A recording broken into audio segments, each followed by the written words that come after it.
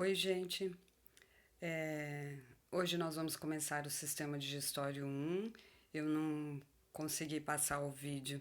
Como vocês sabem, eu estou de mudança e também estou sem internet. Por isso que eu providenciei um grupo no WhatsApp para que eu possa me comunicar mais fácil com vocês, porque o WhatsApp ainda dá para comunicar pela internet aqui do condomínio. Então vamos estudar um pouco sobre o sistema digestório 1. E o que é esse sistema digestório? O sistema digestório é um tubo longo que vai passar através do corpo e as suas paredes vão ser revestidas por epitélio, por células epiteliais. Ele vai ser fechado nas suas extremidades por um esfíncter de músculo esquelético e também por musculatura lisa. Tem a função de transportar nutrientes, água e eletrólitos do meio externo para o meio interno. Então, a luz intestinal é o meio externo e o líquido extracelular é considerado o meio interno do organismo. O trato gastrointestinal ele vai ter uma série de mecanismos fisiológicos de defesa. A lubrificação realizada pelo muco, as enzimas digestórias, ácido que fazem a quebra das moléculas dos alimentos e ainda um tecido específico do sistema imunológico, um tecido linfático associado ao intestino, onde aparece 80% dos linfócitos que são encontrados no intestino delgado. Então, a maior parte dos nossos linfócitos são encontrados no intestino delgado. Por isso, é tão importante manter a integridade do trato gastrointestinal. O sistema digestório. Primeiro, nós vamos nos alimentar, as comidas vão ser as proteínas e principalmente os carboidratos complexos. Então, nós vamos ter macromoléculas que devem ser degradadas, sendo que as enzimas do trato gastrointestinal é que vão digerir esse alimento. Então, nós vamos ter a quebra de grandes moléculas em pequenas moléculas, para que seja mais fácil do nutriente ser absorvido pelo epitélio digestivo. As enzimas da digestão elas vão ser importantes também para autoproteção. Se houver falha da liberação, por exemplo, das enzimas pancreáticas, pode aumentar a hiperacidez, provocando úlceras gástricas. Uma outra coisa importante é o balanço de massa do trato gastrointestinal. É esse balanço de massa que vai fazer a homeostasia do trato digestivo.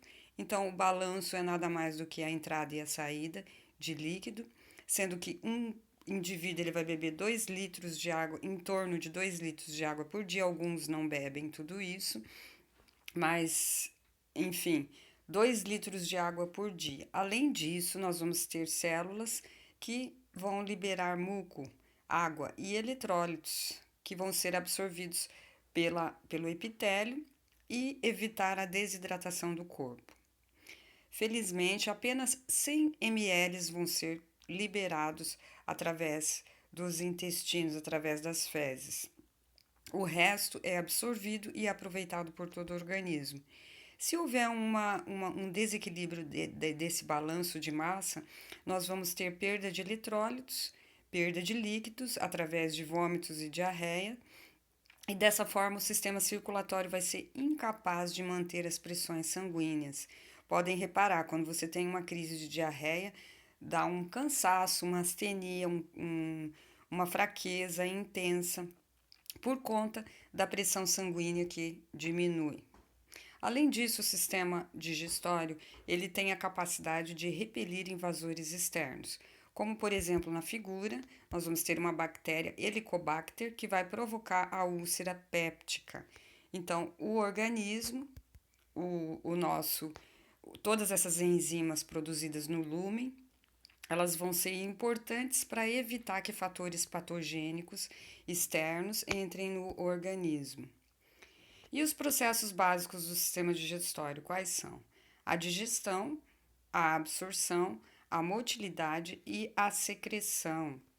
Então, nós vamos ter aqui na figura um desenho esquemático de como acontece esses processos. O alimento vai ser engolido e onde ocorre a digestão. Então, as moléculas, as macromoléculas vão ser degradadas, dessa forma vão ser absorvidas, tudo dependendo da secreção das enzimas para fazer essa quebra de moléculas. E, ao mesmo tempo, o alimento, após entrar no trato gastrointestinal, começa a motilidade, que é o movimento que faz com que esse alimento atravesse o sistema digestivo. Então, vamos ver cada um desses processos básicos do sistema digestório mais profundamente. A digestão, o que é a digestão? Na figura, vocês podem ver um monte de macromoléculas sendo quebradas. Então, a digestão nada mais é do que isso.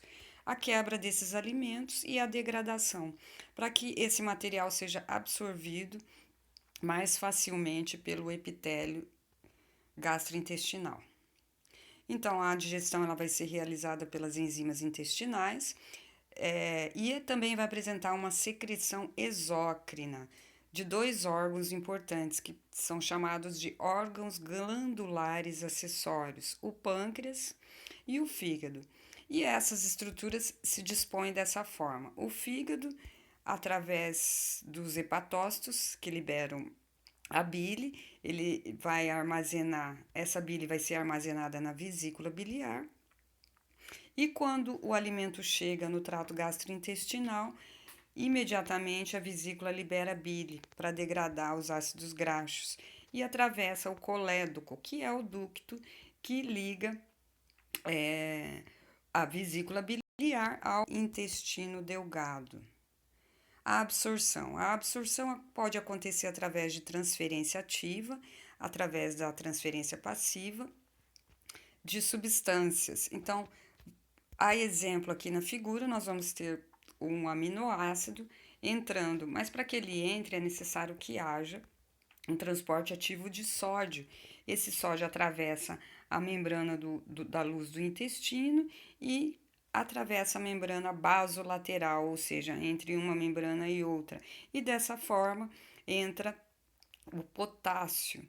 Essa transformação, esse transporte ativo, necessita de ATP, que é transformado em ADP e fosfato, e assim o aminoácido, o transportador de aminoácido, tem energia suficiente para transportá-lo para o líquido extracelular.